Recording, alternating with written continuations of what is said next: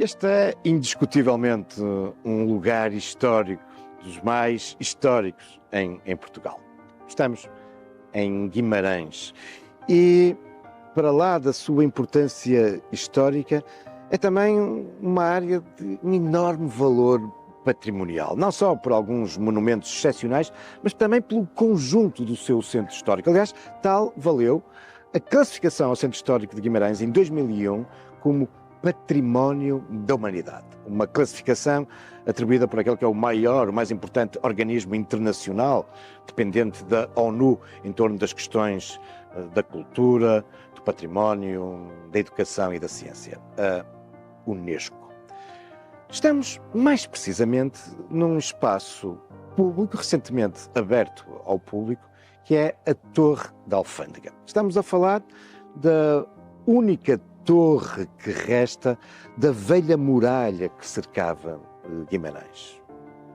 Importa talvez recordar o protagonismo de Guimarães na origem da nacionalidade, coisa que nos é bem recordada nesta torre, que é também um conhecido monumento nacional, até pela frase que há muito ostenta: aqui nasceu Portugal, aqui, em Guimarães. E de facto surpreende-se com o protagonismo que esta povoação tem desde épocas muito antigas, anteriores ainda à Baixa Idade Média, anteriores ainda ao ano 1000.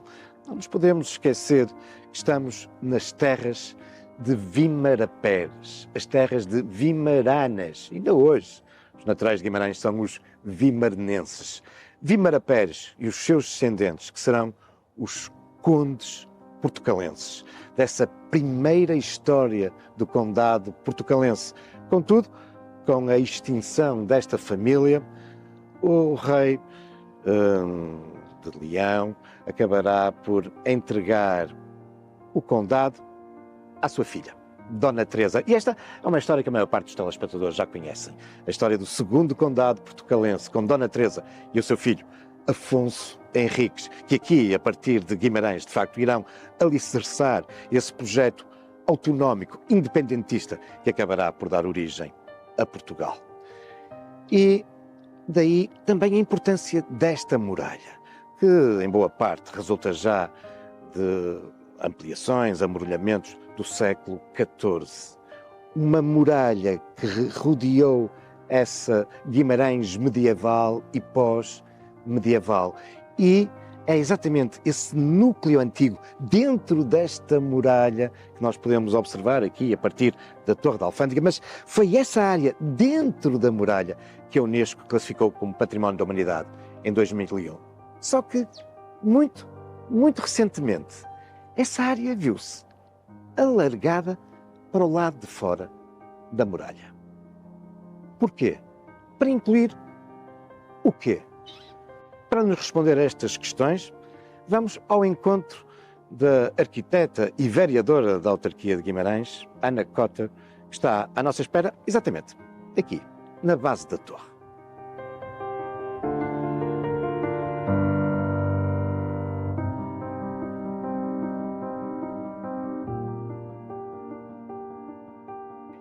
Vereadora, explique-me então porque é que a Unesco, e seguramente também com o envolvimento da autarquia, ampliaram esta área de proteção que era só contida pela muralha, agora veio cá para fora.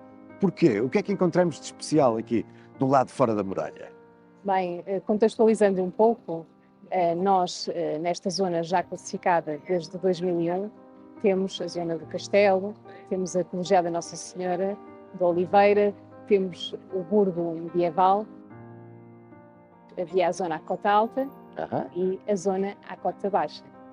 A zona à Cota Baixa continha a indústria de perfumes, portanto, uma, ou se não a principal indústria que impulsionou economicamente o desenvolvimento de Guimarães. Mas seguramente que em muitas outras terras, vilas e cidades deste mundo existe, enfim, essas periferias industriais mesmo que muito antigas. O que é que esta tem assim de tão especial para que a Unesco tenha considerado como património, ou alargado a área de património cultural, para incluir esses vestígios? Estamos a falar de quê?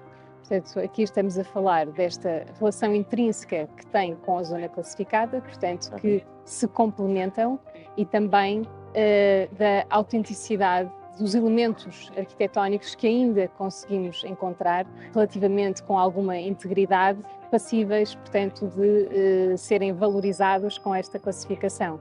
Guimarães teve esta extensão desta candidatura aprovada pela Unesco porque se entendeu que iria contribuir para o enriquecimento, para a valorização de todo o contexto da nacionalidade, neste caso de Portugal, e tão importante para os guimaranenses.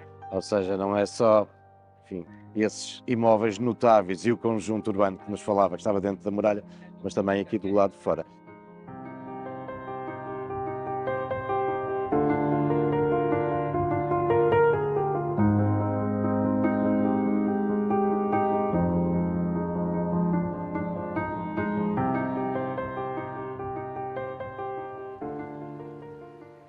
E aqui, muito escassas centenas de metros de distância das muralhas, neste vale encaixado, que nós encontramos esta linha de água, este rio, sintomaticamente designado como Rio de Couros. E, nas suas margens, os imponentes vestígios de tanques, lagares, lagaretas, que resultam desta intensa atividade que durante longos séculos marcou esta área do lado de fora dos muros de Guimarães.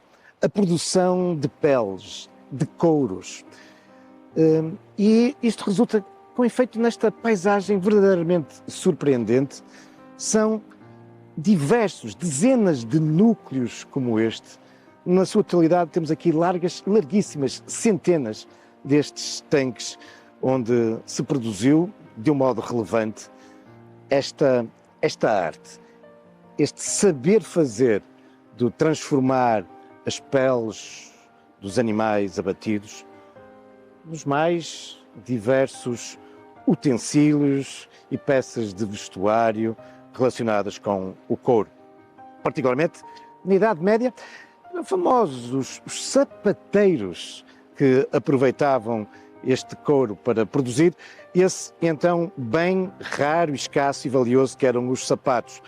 Aqui em Guimarães temos desde a Idade Média uma importante confraria de São Crispim e São Crispiniano, os santos padroeiros protetores dos sapateiros, enfim, e reforçando a tradição dos couros nesta área. E sim, o Rio de Couros, porque a água é fundamental na produção dos couros. O trabalho dos cortumes requer muita água em diversas fases. E também todo este mundo de tanques. As peles chegavam, vindas um pouco de todo o norte, a Guimarães, desde épocas muito recuadas, como vos disse. Temos, enfim, provas documentais, desde praticamente as origens da nacionalidade desta atividade, e chegavam salgadas. E por isso a primeira fase do trabalho é colocar essas peles em tanques, em grandes tanques, lagares, as lagaretas, para de novo umedecer e voltar a fazer com que essas peles recuperem muitas das suas propriedades plásticas originais. Recuperadas estas, há agora que passar a uma fase crucial. Aliás, todas as fases são cruciais para se obter no final um bom couro.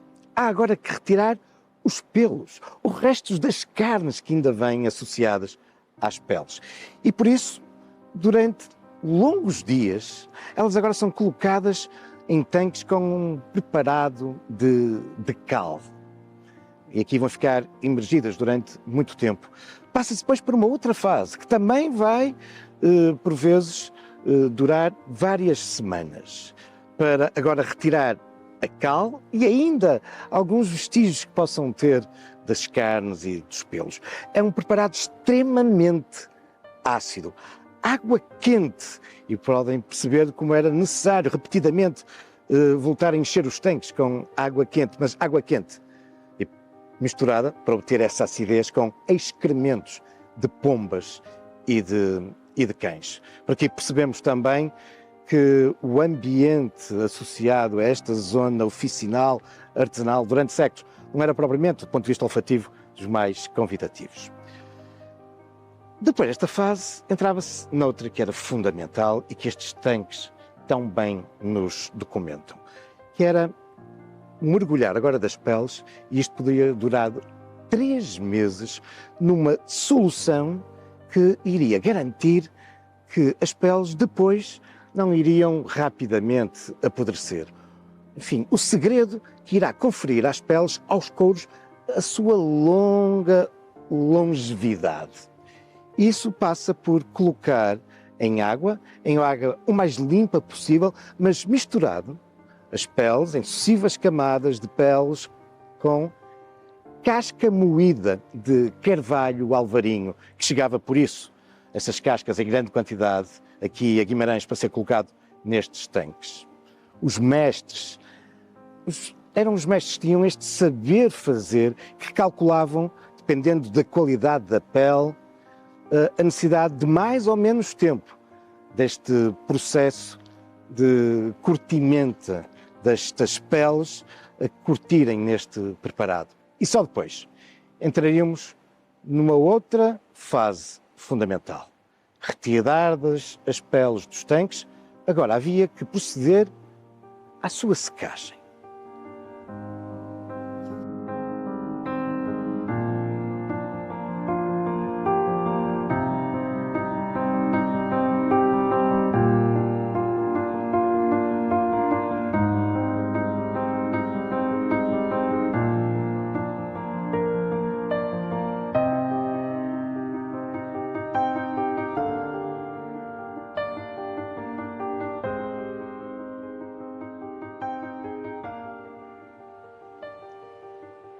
Os surradores eram profissionais desta produção das peles, dos couros, dos cortumes, essenciais. Eram eles agora, depois de retiradas as peles das lagaretas, dos pelanes, vão tratar de retirar a água das peles. Para isso utilizam uma série de instrumentos que vão passar pelas peles, esticando-as e retirando-lhes toda a umidade, ou quase toda a umidade, porque, em boa verdade, as peles agora passariam por uma última fase de secagem, num tipo de edifício de uma arquitetura muito característica. Estes edifícios em madeira ripada, faz de alguma forma lembrar-nos também os antigos espigueiros. No fundo, o objetivo é que no seu interior as peles estivessem abrigadas de chuva, mas que o interior destes espaços fossem varridos pelo ar, pelo vento, que o calor e o sol também ali entrasse e contribuísse para a secagem das peles. Uma estrutura tão fundamental que mesmo quando, a partir do século XIX, vamos começar a assistir a um processo de industrialização desta velha técnica artesanal, estes edifícios continuaram, subsistiram, até ao fim da produção de cortumes nesta área, que se vai arrastar quase até aos inícios deste nosso século XXI. Mas, para lá desta arquitetura tradicional, ligada à produção manufatureira e depois industrial dos couros, toda esta zona de Rio de Couros apresenta-nos igualmente um interessantíssimo núcleo urbano que cresceu associado a esta produção.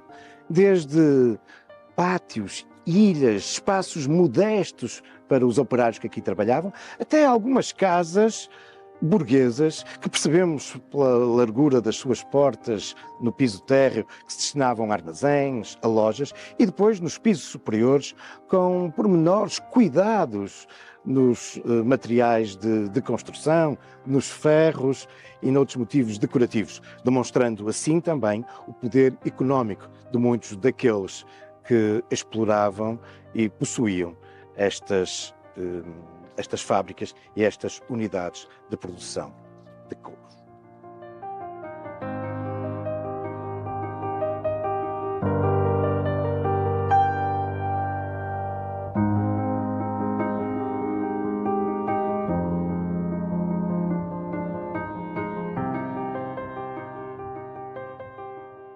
Sr. Arquiteto, isto não é tudo um mar de rosas. Há seguramente obstáculos, desafios. Quais são os mais importantes que estão neste momento a tentar ultrapassar? Há vários desafios e a várias escalas e, portanto, a uma escala mais ampla, temos as questões da bacia hidrográfica, que se inicia, portanto, com a Montanha da Penha, a cidade do centro de Guimarães e a Veiga de Creixomil. É importante perceber que o que se faz na Montanha da Penha, em termos de impermeabilização de solos, e na cidade, tem repercussões na cota baixa, evidentemente. Portanto, as questões das inundações são questões que continuamos a resolver a uma escala, portanto, mais direta. Temos a relação com os promotores, que é muito importante. É importante que entendam que a reabilitação do seu projeto faz parte de um conjunto mais alargado e que esta linguagem de continuidade dá mais força ao conjunto, dá uma beleza singular a este conjunto, mas também da parte do município há este entendimento crescente de que as pessoas necessitam do conforto para estar nestes locais e a reabilitação deve ser vista numa perspectiva também de conforto, de se poder estar, de ter condições térmicas e acústicas para estar ali. É difícil, portanto, trabalhar com o património e querer que ele faça parte desta cidade habitada, mas é isso mesmo que nós queremos e são esses os desafios que se impõem. É preciso que haja uma compreensão da parte dos projetistas. O município está a trabalhar para acompanhar e a dar exemplos de boa reabilitação para que cada vez mais projetistas consigam acompanhar estas recuperações tão especializadas e tão necessárias, muitas vezes multidisciplinares, que necessitam de arqueólogos, que necessitam de arquitetos. De alguma forma, este tipo de reabilitação também tem que ser economicamente viável, para os promotores. Também temos as questões de proximidade, portanto, falei da linguagem, falei da questão da compreensão da parte dos promotores e também falo um pouco das questões relacionadas com o fracionamento, a questão do turismo. O turismo é muito importante para Guimarães e uma pessoa não trava o turismo, conduz o turismo, é como as águas, é como o rio. E, nesse sentido, o que é importante que o investidor também acompanhe o pensamento que temos é que se nós fracionarmos um edifício que outrora é para uma família, para uma só família, em múltiplos T0s, 7, 9 T0s, a reversão dessa situação é muito complexa e apartamentos tão reduzidos dificultam depois a fixação de famílias. Portanto, eu acredito que o turismo pode continuar a instalar-se, portanto, em certa medida, deverá de alguma forma procurar uma adaptação destes mesmos edifícios de forma a que haja esta reversibilidade para que seja adaptável a qualquer geração. Não só olhar para os problemas contemporâneos, mas olharmos para o futuro. Como costumo dizer, Guimarães e agora a zona de Couros não é apenas um sítio histórico, é o nosso legado em construção e nós, com este compromisso que temos de património mundial, vamos procurar sempre e a cada momento a sua valorização.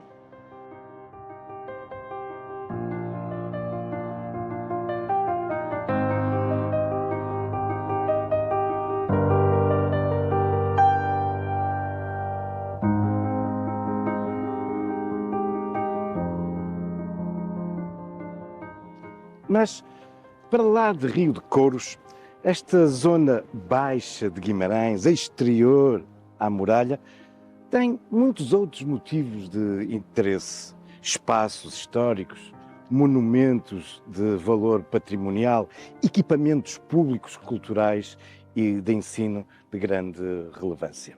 É uma área que vem sendo designada como o bairro C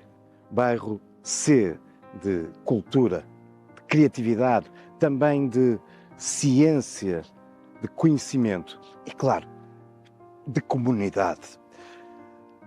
Entre muitos outros equipamentos, vale a pena destacar, ainda como um prolongamento de Rio de Couros, estruturas universitárias ligadas ao ensino, da Universidade do Minho, das Nações Unidas.